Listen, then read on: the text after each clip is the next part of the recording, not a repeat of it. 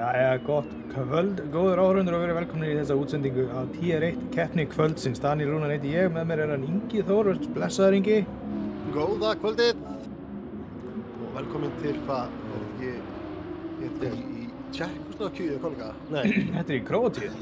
Króatíu, Já, á þessa fictional braut í Króatíu, Dragon Trail. Þetta skemmtileg braut sem að við höfum lítið séð. já, hún hefur ekki verið mjög mikið keyrt á þessari braut hérna í Gran Turismo samfélaginu hjá okkur. Nei, við höfum verið að keyra svolítið Dragon Trail Gardens, sem sagt Seaside brautina, eða sem sagt Dragon Trail Seaside. Núna erum við á Gardens, en hún svolítið öðruvísi. Þetta skemmtileg flæðandi braut, mikið af hröðum beygjum og þetta svolítið svona baráttubraut þegar menn eru nálægt hverjum öðrum. Það spenntur fyrir þessu. Já. En það dregur fennilega helst til tíðinda í kvöld að við erum með full lobby, en í staðinn fyrir hann Jón Valdimars að þá Ívar Eyþórs að keppa fyrir hans hönd. En Jón Valdimars þurfti að detta úr keppnum núna næstu 3 keppnir, þessari með talið, og það var lögð fyrir svo tillaga að Ívar fengi að keyra fyrir hans hönd í TR1 og það var fallist á það. Þannig að Ívar mun vera að keyra næstu 3 keppnir, þessa og næstu 2 í TR1 og 2. Já, mér líst bara rosalega vel á þetta. Við höfum komið með liðakeppni í tímabili sem spannar einhverjar 17 keppnir eða svo, 16 keppnir. Já, 16 keppnir. Og menn eru með sponsor og svona, þá bara næsta skref upp á við að bæta við varaökumönnum. Já. Til að halda 2 bílum á brautinni og þetta bara, minnst það jákvæð þróun og þetta líka skemmtileg fyrir ökumenn í TR2 að geta hoppað inn og fengið að dýfa tánni aðeins í TR1 á þess að taka fullt season, þannig að þetta eitthvað sem að, já, ég að fylgja. Ekki lakari ökumaður í þokkabótar sem að Ívar einmitt, svo besti ég veit, alveg á toppnum í TR2 með okkur núna. Já, hann búinn að vera að eiga alveg rosalega flott tímabil og ég hef bara mikla trú að hann geti blandað sér hér í topp 5 baráttu í kvöld, ef að vel gengur hjá honum. Það verður spennandi að sjá hvað gerist. Sjáum til, þetta lengri keppni, við erum að 38 ringir í kvöld. Jú, það voru 18 ringir í TR3, 28 í TR2 og 38 í TR1. Nákvæmlega. Það er nú ekki ennþá komin almennilega hraður ringur. Við erum að horfa hérna á fastest lap frá honum Guffa, 1.31, en við ekki nú líklegt að við dettum einhvers staðar hérna í kringum 1.30, jafnvel undir. Já, ég tók í mitt eftir því að Guffi var svo eini sem fór ekki inn í pittin eftir fyrsta álappinn til að ná inn í dekk. Þannig að hann svo eini sem búinn að setja ring. Vel gert, nákvæmlega. Núna erum við að fylgjast með Ívari hérna á hjólbláum sektor. Kíkjum á Hannes hérna líka, hann verður sennilega undan honum í gegnum endalínuna. Ég verður æðandi á Bíkó-kakkanum sínum, eða Datsun Bíkó-kakkanum. Ég elska þetta Datsun logo. Guffi bætti tímann sinna hana. Hannes náði ekki að bæta tímann að Guffa. Já, Hannes Skeiri tók hins vegar bætti tímann. Sem leiðir tímabilið. Og ef hann komir hraðast í tíma. Það er veist. Number of the Beast, 1.29.666. Þeir eru að rafast inn tímannir enda núna. Diego Hjartarson popp upp í annarsettið og Kári Steinn, hann 3. Þetta verður spennandi. Þetta er búið að vera svolítið skemmtilegt tímabil og við erum búin að sjá hvort þetta sé nú búin að vera mikið Supernova að tróna á toppnum og Hannes, þá eru menn að bæta sig ennþá og koma sterkar inn eins og Kári og Diego, þeir eru búin að vera að koma mjög sterkir inn. Síðan alltaf megum við ekki gleyma Davíð Rúnari og Jón Ægi og Gunnlaug og öllum þessum sem eru að keyra líka í deildinni. Þannig að þetta allt opið, finnst manni, orðið. Það er miklu opnara heldur en fyrir áramót. Það einmitt búið að vera þannig að þetta tímabil búið að vera svolítið mikið svona tilraunatímabil eiginlega þar sem þetta fyrsta tímabilið þar sem að það leyft leiðar stillingar á bílunum, þessi fjöðrunarstillingar og gírkassastillingar og það tók alveg dágóðan tíma fyrir marga keppendur að finna sig þar. Algjörlega. Og eflaust einhverjir sem ekki ennþá hafa fundið tæknina. Þetta er meira maus en kannski maður gerir sig grein fyrir. Að taka heilt tímabil með stillingum. Já. Margir sáu fyrir sig kannski að eyða góðu tíma í setup og keyra svo bara á því. En það virkar eiginlega bara ekkert sama setup á vissum brautum. Maður verður að aðlaga sig eftir brautum og það getur farið alveg gríðarlegur tími í þetta. Já, það bara svoleiðis. Og það kannski ekki allir sem hafa þann tíma og fyrir vikið bitnar á þeim. En þetta alltaf jafnast út. Það var svolítið stórt gappana til að byrja með fyrir áramót. En þetta að verða miklu meira spennandi. Það eru fleiri, við erum alveg með 4 ökumir hérna og jafnvel fleiri sem geta sigrað á góðum degi. Já, nákvæmlega. Þannig að það allt opið þetta. Algjörlega. Það hefur enginn náð að bæta tímalinnar ef við ennþá. Það nú ekki mikill munur. Diego ekki nema 0,2 tæpum fyrir aftanina. Það náttúrulega varla neitt.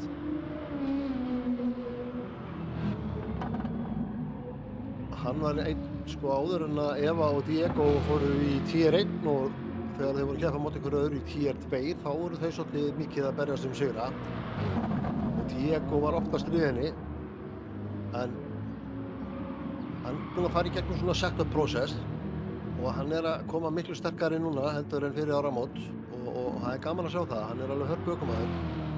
Og Kári líka, hann einn af þeim sem að gaf það út að setup var nú ekki hans mál en svo bara læra menn og fá kannski smá aðstoð líka og svo fer þetta að koma og það gaman að sjá að hann farin að blanda sér í hverri keppni orðið bara núna í topp 3 og alltaf stór hættulegur að braut enda tvöfaldur Íslandsmeistari ekki meira. Jú.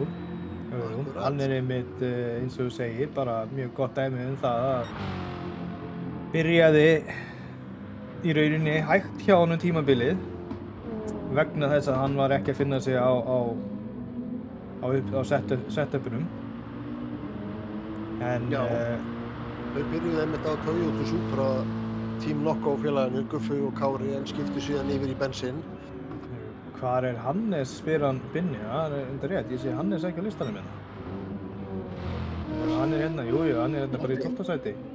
Hann hafi hoppað út af braut og komið aftur inn.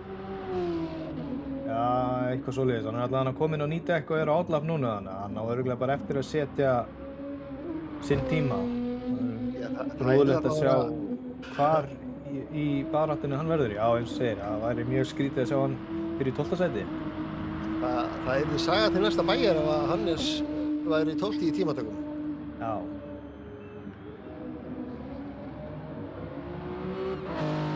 En Hannes, hann leiðir einmitt Íslandsmótið eins og staðan með 212 stig. Í öðru sæti hún Eva María, hún með 196 stig og Davíð Rúnar sem TGR Iceland, Toyota Gas og Racing Ísland. Hann þriðji í stigabaráttunni með 153 stig og rétt á eftir honum og að sækja í veðrið hann Kári sem keyrir fyrir Nokko. Og ef við förum í topp 5 listan þá það Jón Ægir í Bíko Racing sem í 5. sætinu. Þannig að þetta þau eru nú í helviti góðri stöðu Supernova systkinin, Hannes og Eva. Og það nú ekkert rosalega stór munur á milli þeirra þannig að þau eru tæknilega séð í baráttu titil eins og staðan og svo hörku baráttu um 3. sætið á milli Kára og Davíðs en það alveg nokkra keppnir eftir þannig að það getur allt gerst. Já, það svoleiðis. Það getur allt gerst. Við sjáum þetta Jón Ægir hérna núna bara í 10. sæti í tímatökum eins og kíkja á Hannes aðeins. Hann er á outlapp, nei hann er búinn með outlappinn segi ég og er þá að fara að taka tímahring. Það er fróðlegt að sjá hvort hann ná ekki að bæta tíma sinn og komast aðeins ofar á listan. Já, hann er að fjóra á tíma. Fjólubláð með öðrum sektor, þannig að þetta lítur vel út. Skulum sjá hvernig Hannes klárar þetta. Hann er allavega að fara að hoppa langt upp listan ef hann heldur þessum hring áfram án mistaka. Það var nú ekki rosalega langt á undan Evu fyrst í millitíminn. nei, þetta var 0,021. Algjörlega. Það er bara finnst við að blikka augunum. Já, Já, hann er kominn fyrir aftan tímanana núna en ennþá að bæta sig. Sinn persónulega tíma. Gæti enda hann einhvers staðar í topp 3. En já, þessi braut er líka ein af þeim sem að hægt er að keyra bæði fram og tilbaka í Gran Turismo og margir segja að hún sé nú ekki síðri í hina áttina. nei, akkurat. Við erum mjög oft í daily reisum í aðra hvora áttina, þannig að Algjörlega. Ég transaði þessa braut svolítið mikið því ég var að byrja hérna. Þetta var eina af mínum uppáhaldsbrautum og mikið að reisa hérna bræðinir. Við vorum nýgræðingar í þessu og vissum ekki hvað GTS samfélagið var. já, nákvæmlega. En já, Hannes er hérna búinn að setja hringinn og hann er kominn upp í 4. núna. Þannig að þetta lítur út fyrir að vera rosalegur slagur. Við vorum að fylgjast með því í Tier 2 þar sem við vorum að pæla í því hvort að einhver myndi ná undir 1.30 í þeirri keppni og tímatöku sem gerðist ekki. En núna eru 4 komnir undir 2.30 í þessum tímatökum í Tier 1. Og Ívar sem var hraðastur og sigraði keppnina í gær í Tier 2, hann situr 7. eins og staðan er. Þannig að það er ágætis viðmiðun að við berum deildina saman. Já, já. Allavega á þessari braut. Já, hann munar ekki nema 0,050 á Hannes og Ævari Vali Diego sem situr í 3. sæti, sem er bara ekki neitt. Og frá Diego í Kára er 0,038. Já, það er svo Og síðan rosalega lítill munur þarna. Já, það er eiginlega engin munur á öðru til 4. sætis, en Eva er alveg með 300 lita á annað sæti. Hún virðist vera í hörku formi hérna og er nýbúin að bæta tíma sinn, komin í 1.29.480. Já, rosalega góður tími. Alveg, heldur betur. Kári hérna eitthvað að gera minnstakliðin. Komin aftur að stað. Þetta lítur vel út hjá Það verður fróðlegt að sjá hvernig pit strategín fer hjá fólki og við sáum það einmitt í gær að pit stratið var rétt hjá honum Ívari miðað við Gunna sem var fyrir ofan og sem var til þess að Gunni leiddi eiginlega alla keppnina svo bara þegar 2 hringir voru eftir þá var Ívar búinn að ná að taka fram úr honum. Já, Ívar er búinn að gera rosalega góða hluti og hann er búinn að vera svolítið stöðugur í því að byrja á hörðudrekkjunum og ná svo mönnum eftir á. Hann er svona, he's hunting. Já, já. Það ætti eiginlega að gefa honum viðurnefni draugurinn, af því að hann kemur alltaf og hundar menn svona eftir á. Já. Það verður að hafa gaman að þessu. En þetta stendur í hörku kappastur. Það er ekki nema 1 hringur cirka eftir hjá keppendum. Tíminn er formulega búinn, þannig að þau sem eru á hröðum hring núna, þau geta klárað sinn hring. Síðan er það bara let's go racing. Nákvæmlega. Ásgeir er í 5. sæti, Ívar er þarna 7. og Gunnlaugur 7. Og við tökum aðeins niður listan, þá var það Dotti 8. Davíð Rúnar svolítið langt niður listan með alveg hvar hann er í stigabaráttunni. Hann er í 9. eins og það hann er núna og Jóna er 10. Man er kannski ekki vanur að sjá þá í neðri hlutanum. Þeir eru kannski meira svona fyrir miðju og nálægt topp 3. En það kannski líka er sko eins og segir, sko, það eru margir sem koma að þessari braut svona liggu eins og nýrri, því að hún hefur kannski ekki verið mikið notuð í keppnum hjá GTS Iceland, en það kannski luma einhverjir á smá reynslu hérna sem að kemur sér að notum. Vá, Skeiri var að bæta tíma sinna, hann komst næstum því yfir Hannes, það munar 0,024. Vá, það er 0,024 í Hannes og frá Hannes í Diego 0,050 og frá Diego í Kára 0,038. Þetta er rosalega, munurinn á milli annars og 5. sæti er nánast ekki neitt, sko. Það er bara cirka 100 sliti rétt rúmlega. Já. Vá. Þannig að já, þetta verður greinilega hörku barátta þarna á toppnum. Og Eva virðist vera með smá forskott eins og staðan er núna. Hún er í góðum málum. Og stiga baráttulega séð að hún getur nú gert gott mótor og séð hún sigrar þessa keppni og Hannes endar það sem hann er núna í 4. Þá nær hann nú að taka svolítið að stigum á hann. Já. Þannig að þetta verður alveg gríðarlega spennandi, get bara ekki beðið. Og við minnum náttúrulega spjallið á að vera virk og taka þetta með okkur. Við þurfum á hjálp ykkur að halda í vali ökumanns dagsins og þegar við spáum og spekulurum í pit strategy og svo þegar við Danir erum að gleyma einhverju þá látið okkur vita. Nákvæmlega. Ég er að horfa núna á korvettuna hans Sigga en hann var að skipta um bíl. Hann var að fara yfir korvettu, það er rosalega flott livery hjá hann. Ég var ekki búinn að taka til þessu. Vettan hefur nú veikan, hvað að segja, hún á stað í mínu hjarta. Já. Þetta er eiginlega minn uppáhaldsbíll þegar kemur að þessu sporti. Já, vá, þetta er alveg sexy as hell. Gaman að sjá monsterlífur í hérna. Maður sér það alltaf svona í akstursýrutum út allt. Við þurfum að fara að herja á þessar orkudrykkja framleiðendur. Já, nákvæmlega. Nokkuð náttúrulega komið inn, þannig að svo kemur Monster, þannig að Red Bull hlýtur bara að vera á næstu grössum. Já, maður þarf að fá einhverja meiri svoleiði sponsora í deildina. Ekki til að maður vilja kveita til orkudrykkja neyslu, en ekki frekar en tópa á Seljussíka, en þær eru samt svalar. Fátt sem að gerir meira fyrir mann en gamlu Marlboro-lifri og eitthvað svoleiðis. En jæja, það er komið að þessu. Dragon Trail Gardens 38 hringir í Tier 1. Eva á ráspól, Kári annar og Diego 3. Og let's go racing!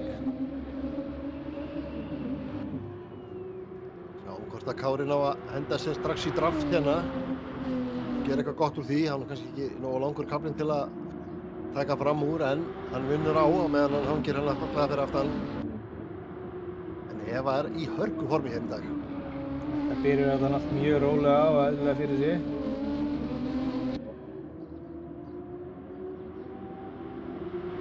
Hannes á eðstra komið með penalty á sig.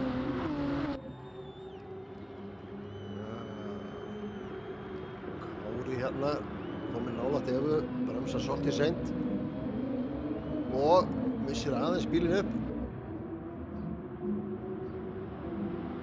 Hann er komið með pressu frá Diego strax. Mikil pressa frá Diego. Og hann gefur Evu smá pláss til að anda. Það eru mjög skemmtilega beygurnar sem þau koma hérna niður í. Þetta eru nokkrar hægri beygur samsettar sem gerir eina svona stóra langa afleiðandi og það er að tapa miklum tíma hérna og gera mistök, en það er alveg gullfallegt að ökumenn taka þetta rétt. Ég get ekki séð betur en að allir séu á harddekkjum hérna í byrjunni. Taka svona aðeins smá rollcall hérna á það. Já, farðu yfir listan. Já, það er hver og einn einasti á harddekkjum. Já. Þannig að þetta, við fáum svona að vita þá strax að hvað við segja, raunhraðan hjá þeim á dekkjum, þú veist, það er enginn að fara að stinga af á meðjum eða dragast aftur úr á hörðum. Þetta verður ábyggilega svolítið jafnt bara. bæði fyrir pitstop og eftir pitstop. Já, nákvæmlega. Það er spurning hvort það verði ekki þá sama strategía hjá þeim heil öllum. Jú, þetta er bara spurningu hvað fólk endist lengi á dekkjunum. Nú kannski, hún hefur átt það til hún ef að keyra rosalega lengi á mediumtútunum, en núna er hún að byrja á hörðum, þannig að það er spurning hvað á hvaða tímapunkti hún ætlar að skipta. Fer hún snemma á medium eða ætlar hún að teygja hörðudekkin jafn lengi og aðrir eru að keyra á hörðum, sem væri náttúrulega sniðugt á meðan hún er í forystu. Þetta verður spennandi. Já, ég sé að Diego er hérna ekkert að gefa eftir Bráðan Kára, sko. Hann heldur sig bara fast í kjölsóinu. Já, Kári er bara eins og David Bowie hefði orðað það, under pressure. Já, nákvæmlega. Flottina kíkar aðeins inn á hann, en ekki nóg. Hann er nú með góða vél í Godzillunni sinni til að vera hana í kjölsóinu. Þetta er góð. Og þau eru báðir núna að skilja sér smá frá Hannes. Og ekki mikið. Og þetta er aðal baráttan eins og staðan er.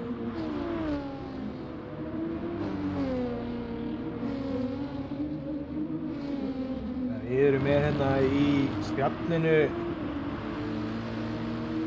að minnsta kosti 3 stuðningsmenn Team Supernova erlendis frá. Herðu, Diego, nei, ok, ég held hann ætla að fara að stinga sig þarna.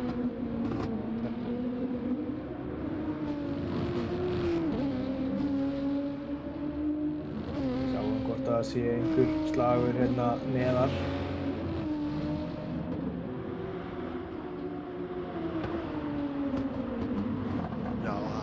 Erlendir aðdáendur og allt að gerast. Já, Já, takk eftir þessu. Kári er að nálgast Evu. Gerðu hún mistök eða eru þeir bara að finna hraðan? Aðeins minka bilið hann að niður brekkuna. Hún hefur sennilega gert einhver mistök þegar hún tók löngu beygina hann að þetta er ekki, hann er 0,8 fyrir aftan. Gæti hugsanlega verið í kjölsói. Jú, hann er kjölsói. Hann er í kjölsói svona, sko, sem þýðir að þetta er orðin 3 bíla barátta fyrsta sætið núna. Já. Ef hann er að halda kjölsóinu, þannig að segja. Það er gaman að sjá að Kári er búinn að finna sig aftur. Þetta er bara game on. Takkið eftir þessum hvað kallar maður þetta? Sausage curves, pilsu... Hvað myndir þetta kalla það? Já, bara rauðu kantarnir hérna bara, já, ég veit ekki hvað þetta kalla þetta. Diego kominn innan á og nær hann að halda þessu. Eða nær Kári undirkottinni. Já, Kári tekur sannlega undirkotti hann. Bremsaði hugsanlega aðeins og seint hann að Diego. En þetta gefur Evu náttúrulega gott space til að anda. Hún er strax komin í 1,5 þegar þeir byrja að berjast hana. Þannig að hún þarf ekki að hafa miklar áhyggjur af þeim eins og staðan núna. Kári hérna næstu út af. Vá! Það er hörkubaráttan í gangi. Það virðist vera aðal baráttan á brautinni vera annað sæti akkurat núna. Algjörlega. Þetta er alveg hörkubarátta hér í gangi og Hannes hugsanlega eitthvað að nálgast á hana fyrir aftan. Já, hann er að vera búinn að minnka bilið í niður fyrir sekundu, það er mjög stutt í það. Maður sér oft þegar maður horfir á atvinnumenn keppa í kappastöri og e-sport kappastöri að þau eiga til að taka heilu keppninar þar sem þeir vinna saman og ákveða að berjast ekki. Þess að leið og berst þá fer oft svo mikið tími í því að aðri ná þér eða þú missir fyrsta sæti frá þér. Þannig að við sjáum oft menn keyra heilu keppninar þangað til bara rétt á síðustu hringjanum. Þá fara þeir að berjast þetta og það er í raun og veru bara til að missa ekki track positions og halda sér framalega. En við höfum enga þolinmæði í það. Það horfa hérna inn í bíl hjá honum Diego.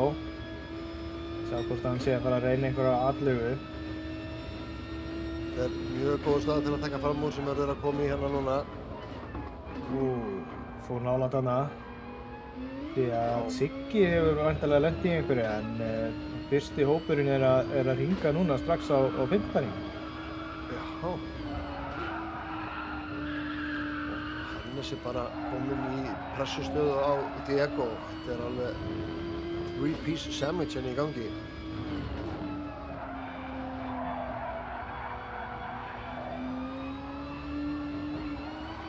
Það eins og Gunnar Ágúst segir í spjallinu, þetta svolítið Kári versus Nissan í dag.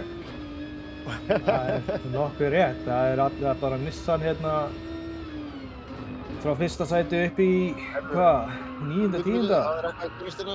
Nei, þau voru að hringa bíl, ég ætla að segja.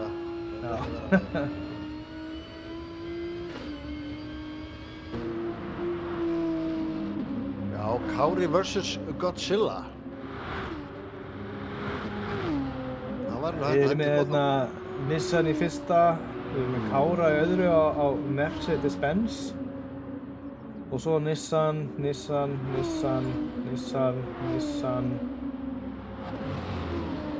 var hann í 8. sæti ekki lengra, sko. 8. sæti er síðan Toyota Supra. Siggi var að yfirgefa keppnina, væntanlega lenti í einhverju. Já, það er eitthvað sem okkar var. Aðeins tekst úr þessari baráttu hérna annað sæti. En pressan er ennþá í fullum gangi á Kára. Þeir eru búin að halda nokkuð steady í sitt tæpri 1,5 sekúndu fyrir aftan efu baráttan annað sætið og Hannes aðeins búin að missa touchið við 3. sætið en er hann rétt fyrir aftan, bíður í skotgrífunum, bíður eftir færi.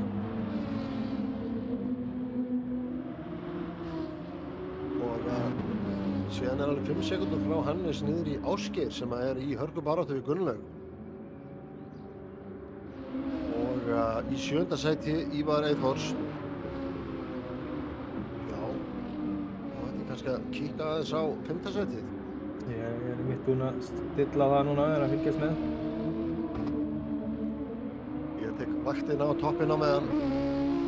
Þannig að þið veit að eitthvað spennandi er að bruggast. Ásgeir er að keyra mjög defensive, hann er undir mikilli pressu frá Gunnlaugi, kíkjum inn í bíl hjá Gunnlaugi.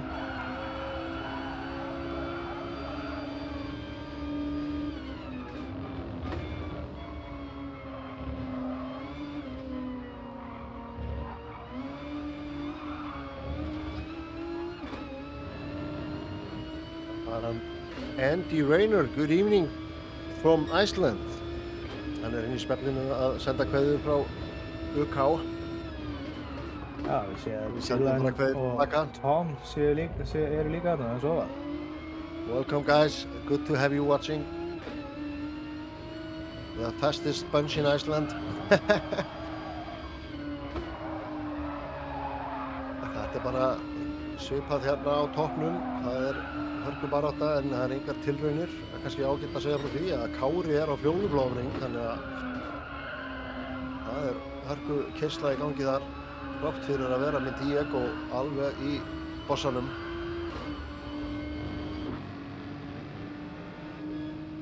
Hannes, hann er eitthvað aðeins frá sínu toppformi hérna í kvöld. Hann er alveg ekki að setja mikla press á þá. Hann er aðeins að dragast aftur úr. Þrátt fyrir að þau séu að berjast. En gæti verið að spara dekk. Það gæti verið... Það gæti reyndar verið, þetta er góður punktur Daniel. Thank you. Þetta er góður punktur, af því að hann er náttúrulega þekktur sem dekkjakvíslari. Kannski ætlar hann að taka ekstra langt rönn og er að hugsa punktunir. Það gæti bara verið vel verið. Algjörlega.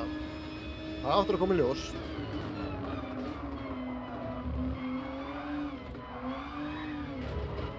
Það var hérna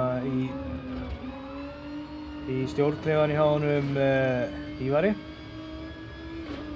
Hann er mjög nálægt honum Gunnlaugi og Gunnlaugur síðan mjög nálægt honum Skeira, þannig að það er alveg svaka barátta hérna. Gunnlaugur að gera sig allan í... Nei, ok, hann var nálægt í að fara að taka fram úr þarna. Hann var svona aðeins að reyna að stinga sig og sína sig þarna, en hafði ekki alveg hraðan í að dýfa.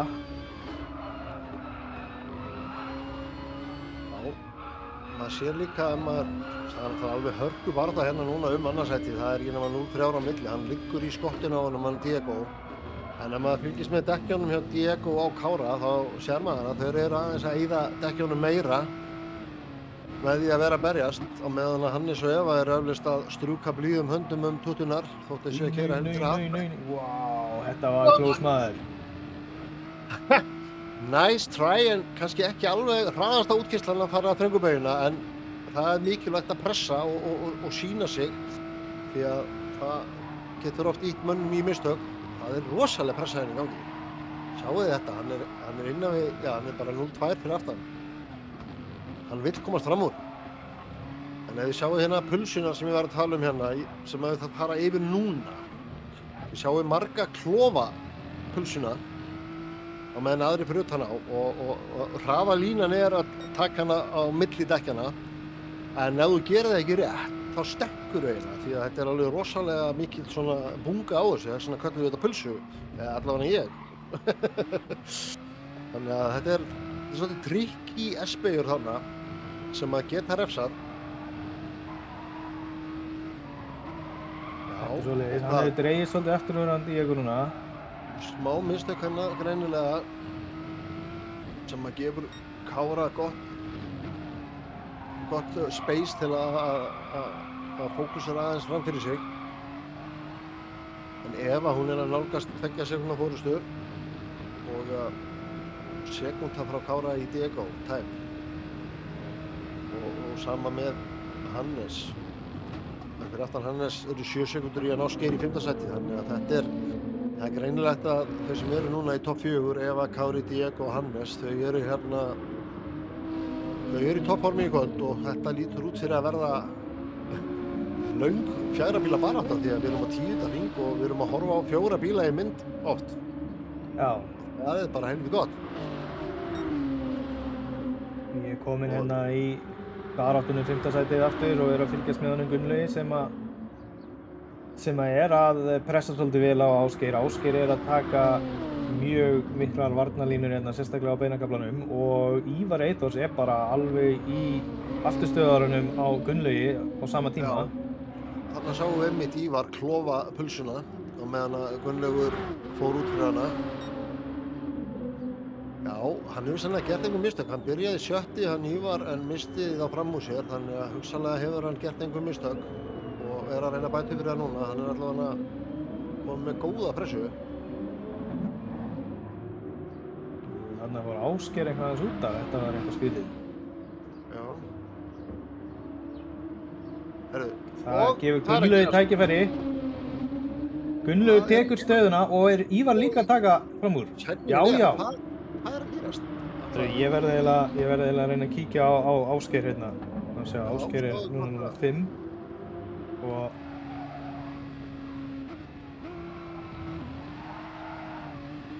hann hefur bara verið með eitthvað aðeins skítið dekk og já, fer aðeins og rít þarna. Sérðu, hann reynir að koma innan á aftur og komin innan á Ívar, næra fram úr. Þeir eru í síðustu beigjunni, inn á beinakaflan. Alltaf að gerast maður. Þetta er hörku bara það. Alltaf að gerast þetta og ég er bara í ykkur replay þegar þetta gerist. Ásgeir liggur hérna í skottinu á Ívar núna, er að reyna, já sko... Nei, vá, hvað það stingur sér hérna. Smá kontakt. Þetta var saklaust kontakt, ekkert í þetta sakast, bara racing. Allavega engin skaði skeður, en hann er kominn fram úr. Já. Já sko, hvernig hann misti á báða fram úr sér, þetta svona lúkkaði eins og hann hefði hellt yfir sig kaffi og verið að þurrka á sér og náð snáttur utan á stýrið. Það var eitthvað sem var að trufla hana, hvort sem það voru dekk eða eitthvað annað, en það var greinlegt að það var eitthvað að trufla hana á smá kafla og hann misti á báða fram úr. Náður að kryfja þetta mál í replayinu? Já, ég náði ekki alveg, ég sá bara hann að fara aðeins og vítt þarna, ég sá ekki hver ástæðan var fyrir því samt.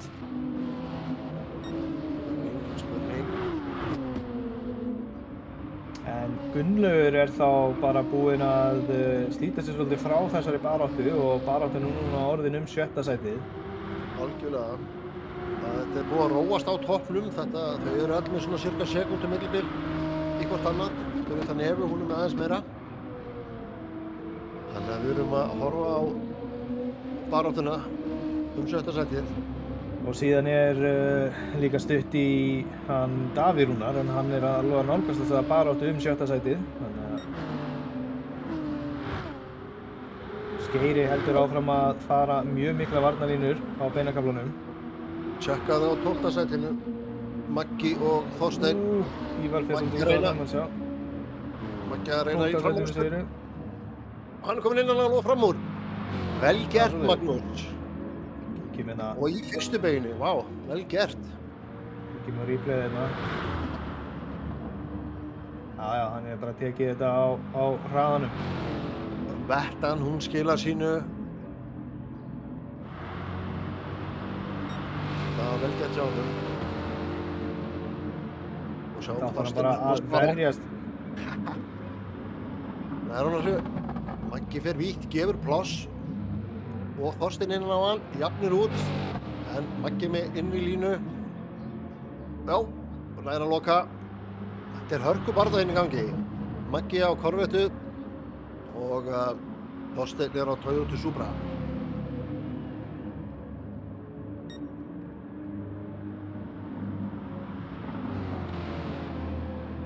En Magnús keyrir einmitt fyrir Fastur Mjór Furious Racing ásamt Dodda og Þorsteinn að keyra fyrir TGR Racing á Toyotunni sinni. Toyota Gazoo Racing. Akkurat.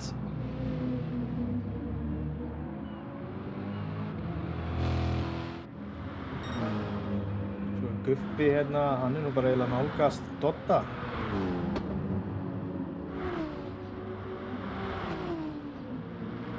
Það var líka hörkubarátta á milli Davíð Rúnars og Jónæs 8. sætið. Jónæs að pressa.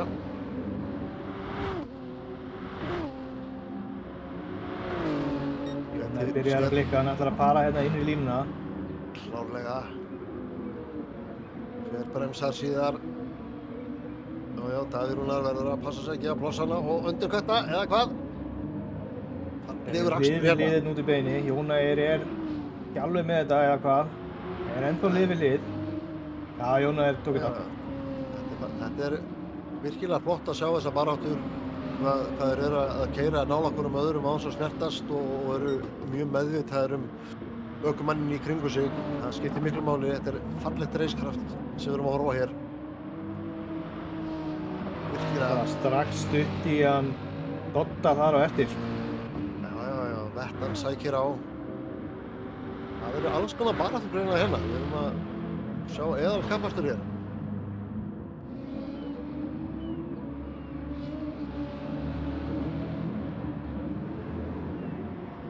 Smá hann át úr beginni, hann Doddi kemur ekki á sök, nema kannski örlítið. Missir aðeins ferfina hanna og það heldur áfram. Það þannig í kappakstrinum að það mjög mikilvægt útkistan úr beginni því að bara smá að lyfta gjöfinni og setja hann aftur niður. Þótt að bíllinn sem nálægt þá getur það kannski með löngum beinukabla endað í 0.3 eða 0.4. Þótt að lúki ekki svoleiðis til að byrja með en því fyrr sem hún kemst á bensíngjöfina og heldur bílnum stöðugri þeim meiri tíma vinnur út á næstu beygju. Sjáum hérna, Davíð Rúnar að kíkka en Jónæs tekur varnarlínu. Lokar þessu vel. Davíð Rúnar með töluvert betra exit. Og það að myndast líka barátta á nýju þriðja sætið en Hannes að ná Diego. Basically búinn að ná honum. Hann náttúrulega búinn að vera að eyða dekkjunum svolítið betur, hann Diego. Hann nú þekktur fyrir það. Hannes þekktur fyrir að vera dekkjakvíslarinn en Diego kannski þekktari fyrir að vera dekkjatætarinn. Já. Þannig að núna fer að handla á þann tíma sem að Hannes í góðri stöðu. Þetta sennilega rétt hjá þér sem þú varst að spá í hann í byrjun. Ég held að Hannes hafi verið að spara dekkin.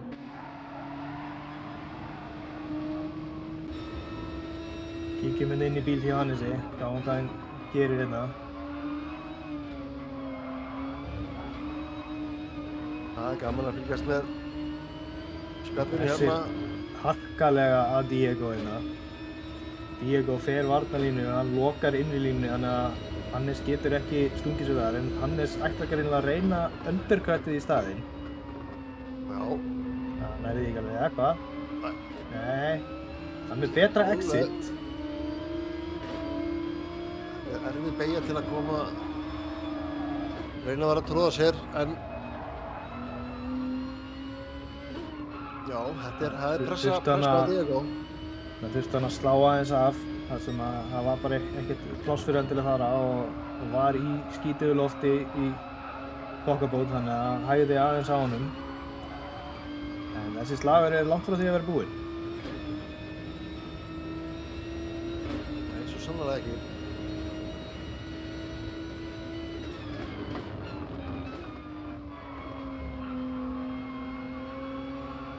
Já, það er sko töluveri munur á dekkjunum hjá þeim.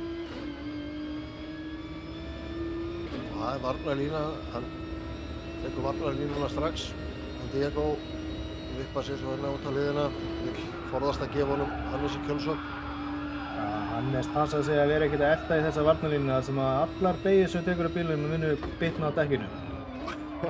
Á meðan að Diego er að sveifla sig svona þá er hann að slíta dekkinu hraðar og gefa Hannesi betri stöðu í framúrakstur seinna meir í keppninni. Já, Dotti er líka að pressa gríðarlega á hann Davíðrunar, búinn að liggja í skottinu á honum.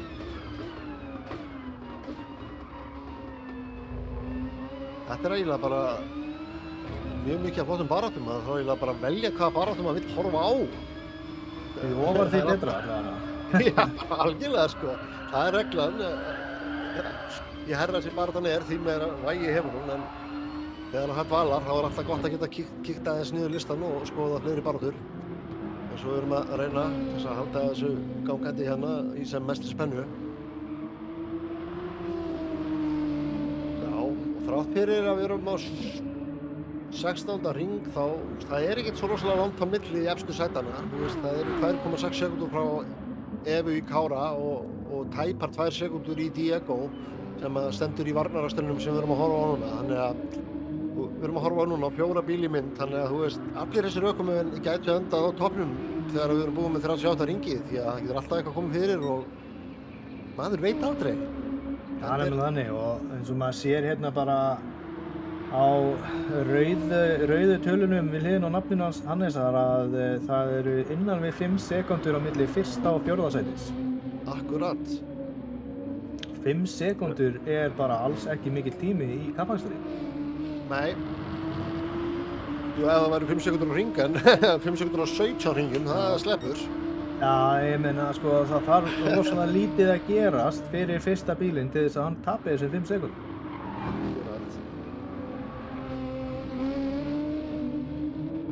En þegar maður er hins vegar að elta upp einhvern sem er með 5 sekúndar forskot, þá er þetta alveg rosalega langt bil, sko. Kíkjum hérna aðeins á Geira og Ívar. Það er búið að auka spilið á milli þeirra. Rétt rúmlega sekúnda þar.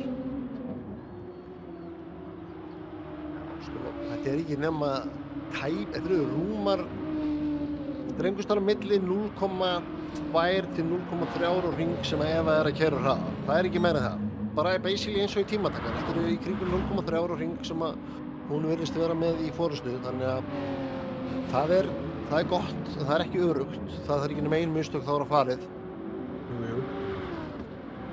Þetta er alveg hörkubarða. Þau eru greinilega í sérflokki hérna, topp 44 í keppninni sem við erum að horfa á. Því að það er alveg rúmlega 10 sekúndur síðan í 5. sætið. Þetta er hörkubarða. Hannes hérna alveg á fartinu. Sjáum að takkaður klófaður pulsuna. Smá lift þannig að maður keyrir á hana. Þannig mismunandi menn geta alveg stokkið eða fara ránt á þennan kant. Það er alveg magnað að sjá munin á dekkinum hjá Diego og Hannesi núna. Já, það er greinilegt hver kann að kvísla dekkin sín til og hver refsar þeim. þetta virðist líka vera mjög sko, eins jöfn baráttan er í 4. til 1. sætis að þá er mjög jöfn barátta hérna frá alveg 7. niður í sko 8. Það kemur alveg haugar af bílum hérna 8., 9., 10. Þau eru öll bara að horfa hvort annað sko. Já. Ég var einmitt að horfa á þann á slaginn á milli Buffa, Dodda og Davís Rúnars 9. sæti. Það er bara cirka sekúnd á milli þeirra allra. Akkurat. Þetta er allt mjög close slagur sko. Við erum að nálgast 20 hringi, við erum á 19. hring og styttist að fyrir að minnka allverulega í bensíntáknum og styttist í pitstop. Það er spurning hvort að ökumenn reyni ekki bara að klára tankinn eða kannski pínu eftir í hvernig dekkin standa. Eva og Hannes í mjög góðum málum á meðan að Kári og Diego eru að eyða vel. Kári er eiginlega búinn að eyða meira heldur en Diego sko. Það er eiginlega pínu fyndið að ef maður hoppar á milli Kára í öðru seti og Diego þá er Diego með meira einn vinstri dekk en Kári með meira einn hægri dekk. Já, nokkuð til því. En þau eru samt meira einn já, það sér það alveg þetta er eiginlega bara pínu fyndið sko. Það er allt nema vinstra framhjólið hjá Diego meira einn hjá Kára. Já. Þannig að Diego er greinilega að fara vel með vinstra framhjólið. Hvernig sem að fer nú að því. Þetta er áhugaverð staðreynd dagsins í stekkjasnitum. Hann er kannski kramið aðeins bremsuslinguna þar, hann fær ekki eins mikið bremsukraft.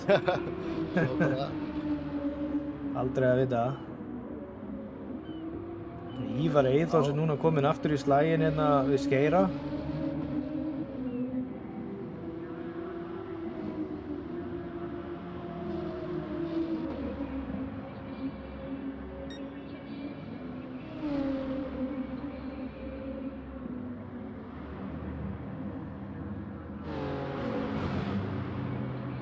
Ástæðan fyrir að Diego sé að eyða vinstri á framdekkinu meira sé kannski að eina logical útskýringin sem mitt eftir í huga, hann er grimmari á pylsunni.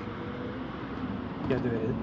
Og svo er ég að fylgjast núna með 10. sæti hjá hún Guffa en hann er á milli Davís Rúnars og Dodda.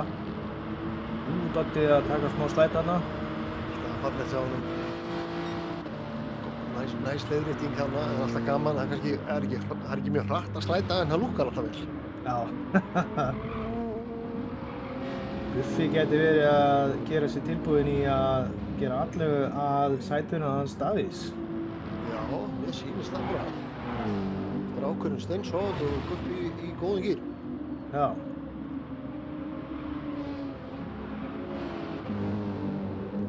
En við hljótum nú líka að fara að sjá fólk fara í pittin mjög fljótlega. Við erum núna að klára 20. hring sem þeir eru tíðir að vera með rúmlega helminginn af keppninni á hardekkinum.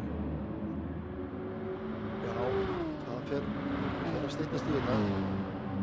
Það verður að halda ágætis pace. Þetta lítur ennþá vel út á hörðu dekkjunum. Það er svona aðeins farin að keyra svona hálfri sekúndu hægar heldur en það voru að gera í kringum 10. hring. En það er ekki mikið meira þar sem að tíminn er farin að droppa.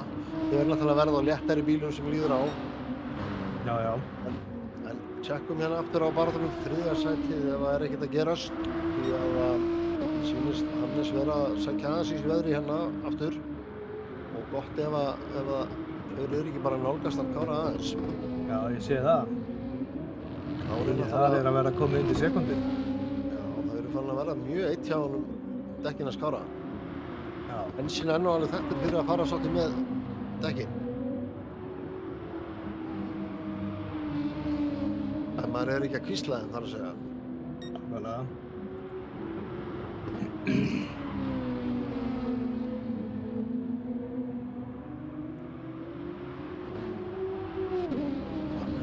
Þetta er hálf sekúnda sem að Hannes er fyrir aftan.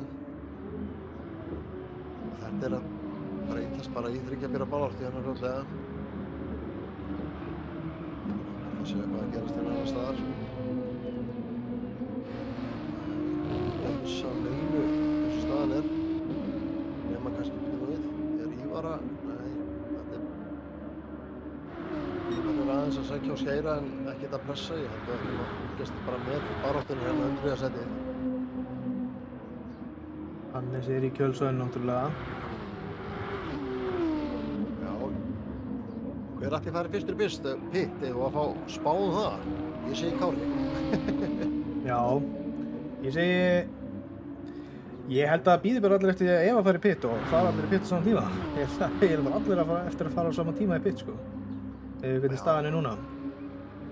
Er það ekki bara ágætt að keppendur búið sig undir það að klára tankinn? Því að Eva er nú ekki líklegust til að fara fyrstinn. Nei, kannski ekki, en Mjög góð með dekkin. Og eiginlega bara hún er samt- furðulegt hvað þið eru lítið slittin meðal við dekkin hjá Kára, sko. hún er samt í þannig stöðu að hún þarf að fara inn í pitt á akkurat réttum tíma miðað við hina vegna þess að ef hún gerir það ekki þá getur hún endað á milli manna og þurft að fara að berjast sæti. Það er akkurat sem ég meina þegar ég segja að hún á eftir að klára tankinn á þessum dekkjum. Því að hún ætlar ekkert að fara niður listan. Og hún er með bestu dekkin eins og staðan er, sko, því að hún er að slíta minna heldur en Hannes eins og staðan er núna. Þannig að hún er klárlega dekkjakvíslarinn eins og staðan er núna. Já, búin að vera stífar dekkjaæfingar hjá henni núna fyrir þessa keppni. Ég leit einmitt inn á eina slíka keppni og þetta voru aðferðir sem að ég hefði ekki getað enst lengi í. Við séum að horfa á það að hún fari í pitt á 25. hring. Já, það geti verið. Cirka bát, en eins og staðan á dekkjunum hann er þá er engin ástæð þess að fara inn strax. Ég held hún klári bara þangað til hún eigi ekki meira bensín eftir og þá kemur restin inn. Bilið núna milli Kára, Diego og Hannesar er orðið rosalega stutt, sko. Já, þetta er búið að vera alveg hörku barátta hérna á milli þeirra þriggja. Bara eins og tímatekurinn sýndi, þú veist, við erum að tala um 0,0 einhverja hluta sem að eru á millum tímanna þeirra, þannig að þeir eru nánast að keyra á sama hraða allir. Þetta er bara spurning já, hver heldur einbeitingunum og gerir fæst mistök. Já. Og Róbert spyr hérna í spjallinu hvort að Kári þurfi ekki bara að fara á undan í pittin og ná undercut á Evu og þetta er einmitt það sem að ég var að hugsa að gæti gerst ef Eva fer of seint í pittin að hún verður á hægari dekkjum þegar að allir hinir eru búin að pitta, þannig ef hún fer ekki á sama tíma þá gæti hún lent í því að fá undercut á sig, sko. En Kári er bara núna í mikilli baráttu. Er að Kári að fara í pitt? Við sýnist það? Já, hann er líka... Kári fer í pittin, fyrstur allra manna. Vel gert. Hann er líka komin í þá stöðu og hann hefði þurft að fara að verja og fá hægir hann á sér, þannig að þetta er... Ég reyndist sannspár á þetta. Kári fyrstur inn. Þá hvort að Eva fara inn á 2005 þá getur kallað mig Nostradamus. Já. Ívar Reynolds líka komin inn. Og Hannes er hérna núna bara að pressa verulega á Diego núna, sko. Já, og ég hugsa sko að Diego fari inn á næsta hring líka. Því hann er kominn á rautt ljós á bensíntanknum og dekkin er orðin eldrauð. Hannes er í betri stöðu hvað það varðar. En hann vil kannski heldur ekki fara áfram eftir að Diego fer inn því að Diego fer náttúrulega á dekk sem eru hraðari, þannig að hann þarf eiginlega bara að fara inn á sama tíma. Þeir hljóta að fara inn núna saman. Já, ég held að það sé svona mjög líklegt. Kæmi mér annað á óvart. Sama með Evu, hún er basically, hún verður eiginlega að fara inn núna því að bensíntankurinn er bara, ég er ekki viss um hann hringi viðbót. Já, hún er búin að spara dekkinu en hún er að eyða pínu meira bensíni. Áhugavert. Sjáum hvað hann gerir. Hún heldur áfram, hún tekur einn hring í viðbót. Þannig að hún fer inn á 25. hring eins og Nostradamus sagði. Já, og Diego ætlar að taka einn hring í viðbót líka. En ekki Hannes. Hannes fer inn! Hannes! Vel gert Hannes! Hannes ætlar að taka undercutið líka. Sniðugt múf hjá Hannes, ég er ekki alveg... kannski á því að þetta hafi verið eins sniðugt múf hjá honum Diego að halda áfram því að hann ekki að keyra mjög hraða hringi með dekkin svona en hann kannski að hugsa að eiga medium dekkin góð eins lengi og hægt því að já, þetta allt spurning. Track position greinilega skiptir miklu máli á þessari braut því að við erum búin að sjá mikið af baráttum en ekki eins mikið af framúrakstrum.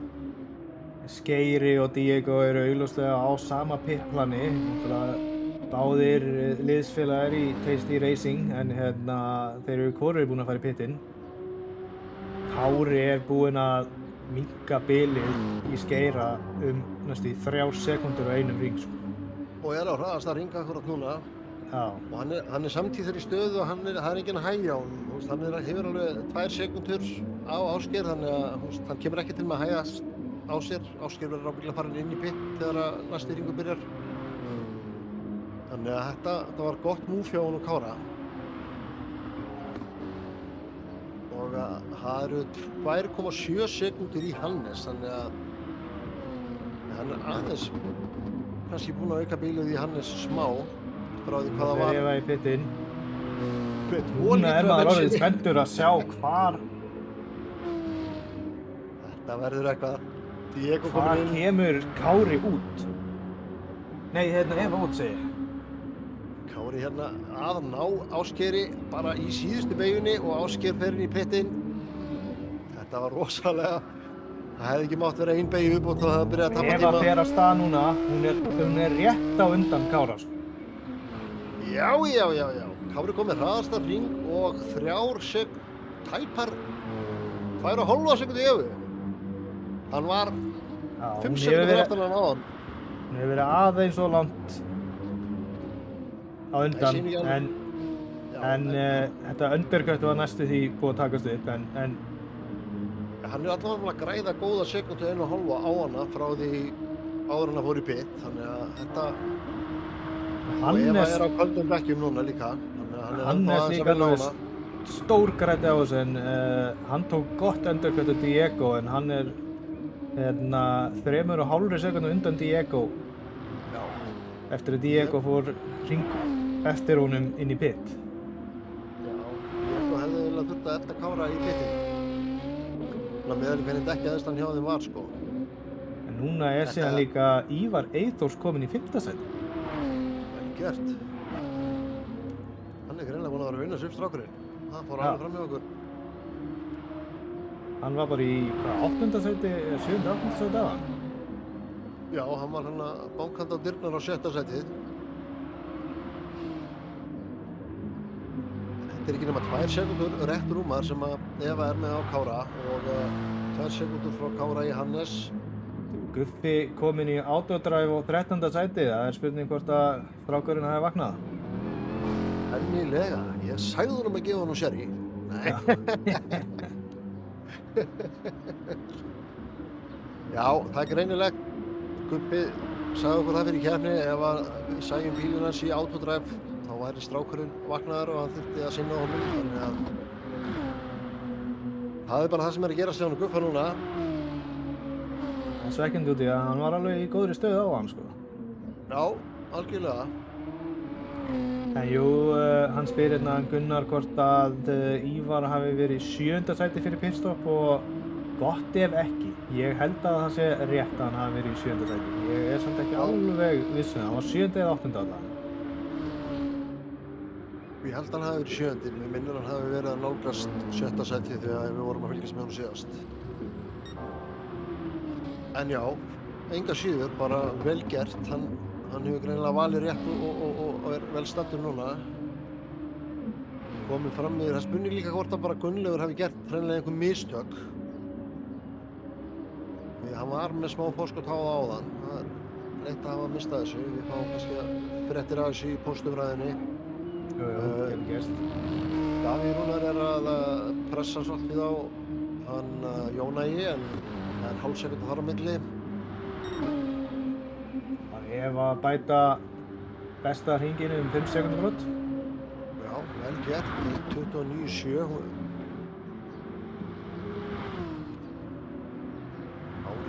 Já, hún aðeins byrjuð að auka bílið aftur. Já. ekki mikið þó. Þetta að nálgast 3 sekúndur. Já, hann má eiginlega segja að Diego hafi komið verstur út úr pitstrategíunni. Hann var í hörku baráttu og stöðu en er búinn að missa pínu touchið í topp 3. En enga síður að setja hraðasta hring. Vel gert. Já, Hann að vinna sig upp. Já, hann var bara rétt í þessu að 1:29.7.39. Glæsilegt. Já. Vel gert hjá hann. Nú hefur hann 10 hringi á medium sem ætti nú alveg að vera safe á medium dekkjum á þess að vera í einhverju rugli og það er bara að keyra eins og enginn sé morgundagurinn og reyna að ná það í Hannes. En þetta er mjög jafnt á þriðja, öðru og fyrsta sætinu. Maður horfið á þau 3 í mynd, þá er svona nokkuð steady bil á milli þeirra alla þriggja, sem er svona, já, ef að þetta eru svona 2 sekúndur. Aðeins að minnka bilið hérna, það var rúmar 2 áðan á milli þeirra allra og núna er undir 2 á milli þeirra allra. Ef að hafi gert mistök. Það spilnist. Það má ekki líta af þessu, það gerist eitthvað. Þetta var, hún er búin að tapa sekúndu á Kára frá því bara fyrir hring síðan, sko. Já. Hún hlýtur að hafa eitthvað tippast, en það er ekkert sjáanlegt á bílnum, þannig að þetta verður verið nokkuð safe. En á sama tíma þá er Hannes líka búinn að nálgast Kára aðeins, þannig að hópurinn er að þéttast og það eru bara góða fréttir fyrir okkur sem við erum að horfa á. Eftir þennan hring þá eru 9 hringir eftir. Kári situr hérna í Supernova samloku og 9 hringir eftir, já.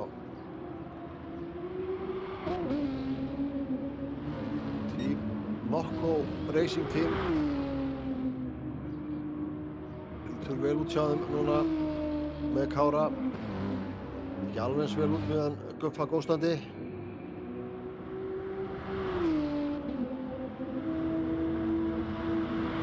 Diego virðist þeirra aftur búinn að missa svolítið.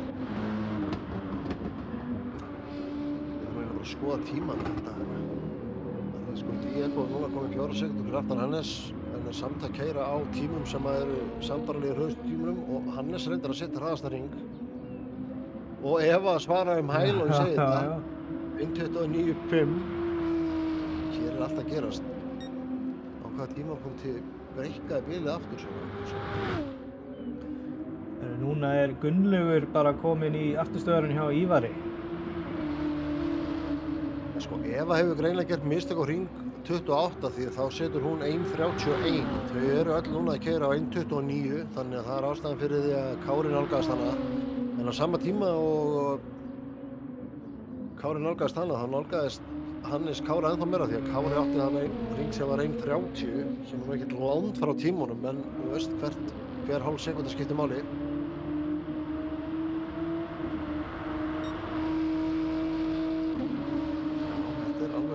Racing í gangi.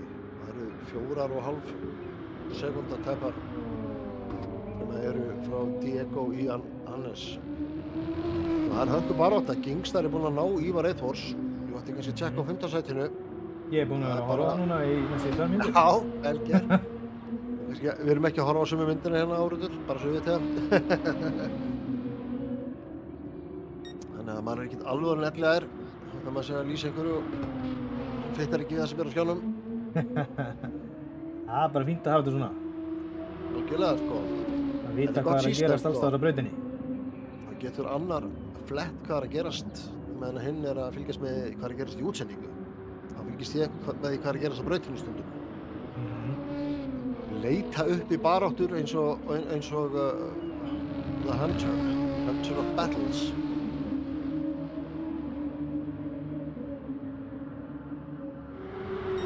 Það er mjög mikið varist hérna á honum Ívari. Hann verst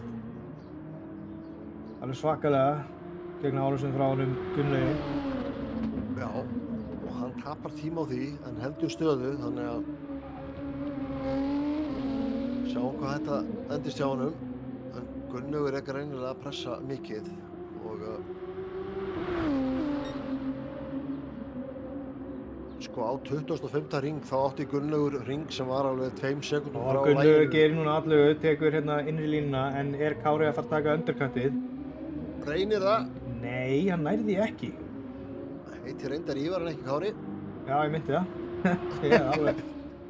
Þetta náttúrulega, það verður að horfa á vonmikið-keppni gott sem, þá auðvitað að rugla mönnum. Já. Og var líka að lesa hérna í spjallinu, koma svo Kári akkurat þegar að segja þetta.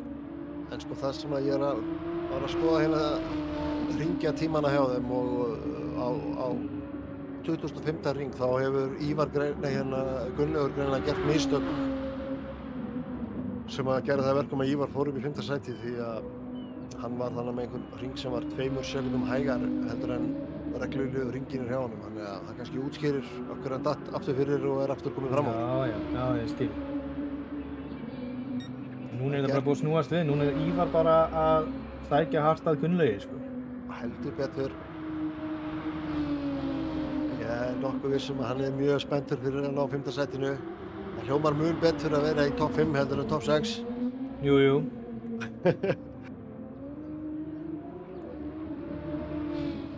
Og það væri líka alveg frábær árangur fyrir fyrstu TR1 keppnina ef hann myndi ná því, eða ekki það, að 7. sæti er líka frábær árangur í fyrstu TR1 keppninni, sko. Kári virðist vera að fara svolítið hratt með dekki sín og Hannes er gott sem búinn að ná honum. Hann er kominn í hálfa sekúndu fyrir aftan hann Kára, þannig að við erum að sjá baráttum annað sætið myndast. Já, ég skipti yfir það er mikilvægari baráttu heldur en 7. sætið. Vissulega. Já, kíkar hérna aðeins inn á hann, en Kári með betri útkeyslu því að hann tók víðari og hraðari línu.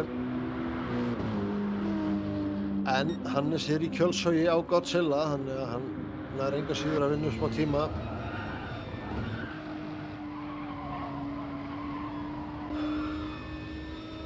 Þetta virðist vera nokkuð virðist hjá henni ef hún gerir ekki neinn mistök. Hún er að keyra rosalega stöðugt og virðist hafa svona örlítinn hraða á, ekki mikinn en nóg til að þurfi ekki að hafa áhyggjur af þeim. En hún hefur á samt í afturspeglinum en það er engin pressa. Það er alveg lykilatriði til að keyra örugt. Það er Hannes að gera hérna, tekur í ytri línuna. Tekur hann endurkvættið. Nei. Keyrir hérna inn í hann Guffa sem er ennþá á autodrive.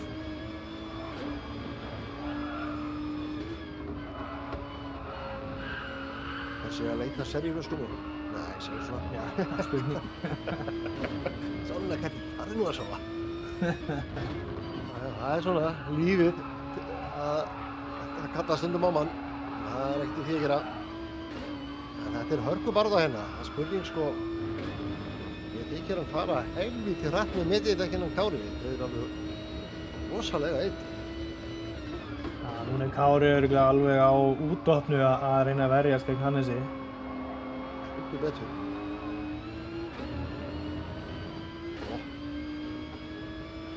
Liggur hann í rassinum á honum og þetta er riski beygja, maður þarf að ná rosa góðri útkeyslu. Nei, nærði ekki alveg. Já, það sem ég ætlaði að segja er að maður þarf að ná rosalega góðri útkeyslu fyrir þessa beygju ef maður ætlar að reyna að fara fram úr því að þetta er ekki mikil bremsubeygja, þannig að maður getur ekki treyst á að bremsa seinna. Þú þarf eiginlega bara að vera komin upp að hliðina af ökumanninum ef þú ætlar að eiga rétt á þessari einu línu. Nær Hannes betri exit og Kári fekk á sig penalty þarna. Hann er komið fram fyrir. Kári er með alveg afberandi inni línu, þannig að þá hvort hann er að loka á Hannes eða hvað. Yfir hlið út. Hann er bara, já, vá. Hannes kom með þetta. Það er alltaf að gera sér. Þetta hafðist, Hannes kominn í annarsætið.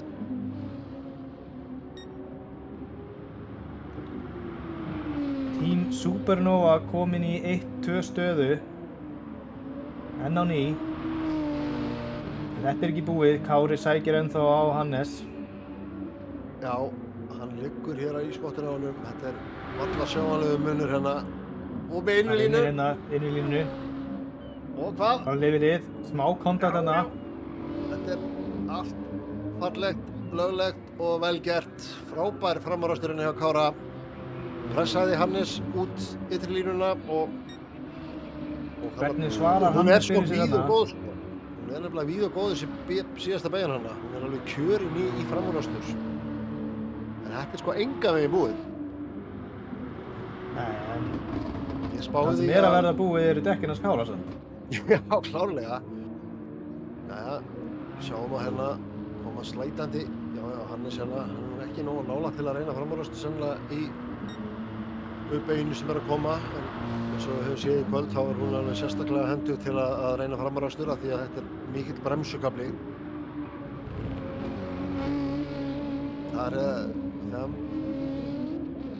Það eru með reiskraft og svona hvernig menn hátta aksturslæginu sínu. Það skiptir svolítið máli hvort þú ert þessi þegar þú kemur á mikinn bremsukafla af miklum hraða. Það eru dífubombu staðinir klárlega og þar gerast og framúrástur. Það er aðeins færnara að fara fram úr þegar í svona S-beygjum og eins og til dæmis sérstaklega löngu hægri beygjunni, þú veist, eins breið og hún er að það er rosa erfitt að fara fram úr það sko. Já, nákvæmlega. Svo er Guffi kominn í spjallið hérna. Strákurinn vaknaði ónýtt reis. Það er eins og við vorum búin að tala um að hefði gerst að hann hefði þurft að stíga frá. Já, svona er lífið Guffi minn. Við sendum það samúða kveðjur og minnið bara á að sérið í næst.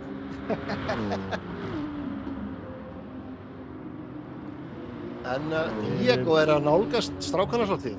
Í þessari baráttu þá er, sko, Diego var 4 sekúndum fyrir aftan Hannes áðan og það er komið niður í 5,2. Nei, 2,5. Meina það.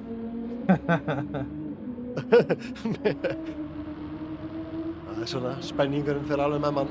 Alveg, sko. Kíkjum Þetta er búið að vera stanslaust barátta frá því Meðan þessi slagur var í gangi þá erum við búin að missa því að Ívar Eidvars er búin að taka fram úr Gunnlaugi aftur og er komin í 5. sæti. Vel gert. Og í þessum töluðu orðum tekur Gunnlaugi fram úr honum. Já, það Ívar alltaf að gerast. klúðraði aðeins einni beygju hérna og Gunnlaugur náði fram úr. Sjáum hérna, fyrir utan á núna. Já, það er rosaleg barðaðin í gangi 4. sætið. Erum við hlið við hlið út úr beyginni. Þetta er bara rosalegt. Vá! Flottur akstur hérna. Hey. Þetta er alveg langt frá því að vera búið hérna. Staðurinn 5. sætið. Og eina leiðin til að fara fram úr þessum kafla er ef að annar ökumaðurinn fer og býtt. Ef að báðir halda línu sinni þá er þetta rosalega erfiður staður. En beygjan sem er að koma í núna, hún er löng, djúp og mjög víð. Ég fylgjast með Kára og Hannesi núna. Hannes er farin að gera allegu aftur. Við erum á næst seinasta hringnum. Hannes er komið innri línuna. Inn í zigzaginn, en Kári með innri línu í næstu zigzag þá. Tekur innri línuna, já, Kári er ennþá með þetta. Nei, vá, Hannes stekkur hérna. Það er allt að gerast hérna. Kári með frábæra varnarakstur hérna og innri línan er hans, þannig að það er spurning hvort að Hannes er að fara utan á hann. Já. Koma hlið við hlið út úr beyginni, vá, smá kontakt. Ekki alveg, tókst næstu því. Þetta var allt bara fallegt racing eins og maður segir. Og sjáu þið, Diego er að koma í myndina. 2 sekúndum fyrir aftan, já, og hérna er allt að gerast. Meðan að Kári heldur Hannes fyrir aftan sig, þá er Diego að græða. Hann er komin í 1,5 sekúndu nánast. Sjáu þetta, Hannes á lítið bensín eftir. Vá.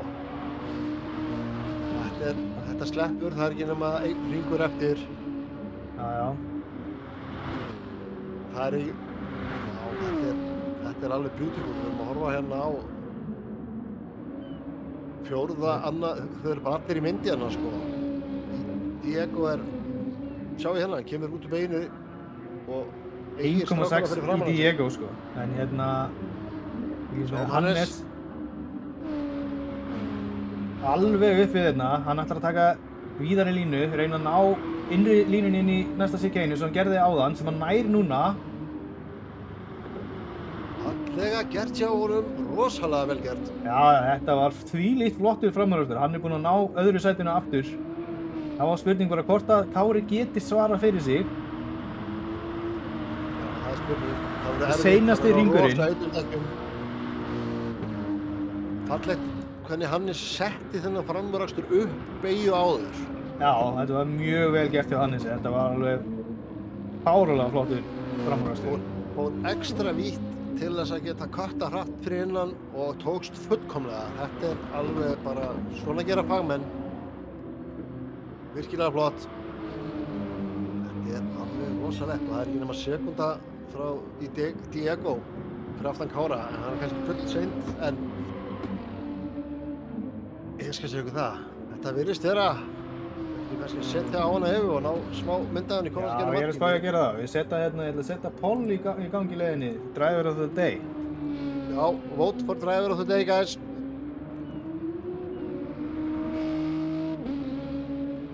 En Harun Eva sem kemur í mark, sigrar Dragon Trail Gardens, Hannes rétt svona á því öðru sætinu og Kári heldur í þriðja og Diego kemur hér í fjórða sæti rétt fyrir aftan. Þvílík barátta fyrsta sætið, eða öllu heldur annað sætið, því að Eva átti fyrsta sætið skuldlaust frá starti keppnarinnar, henni var aldrei ógnað, en baráttan annað sætið búin að vera 38 hringja barátta á milli þriggja. Þetta er bara beautiful. Yngstar Algjörlega. tekur 5. sæti og Ívar 7. sæti, Skeir í 7. sæti, Jóna er komin inn í 8. sæti, þar á eftir Davíð Rúnar í 9.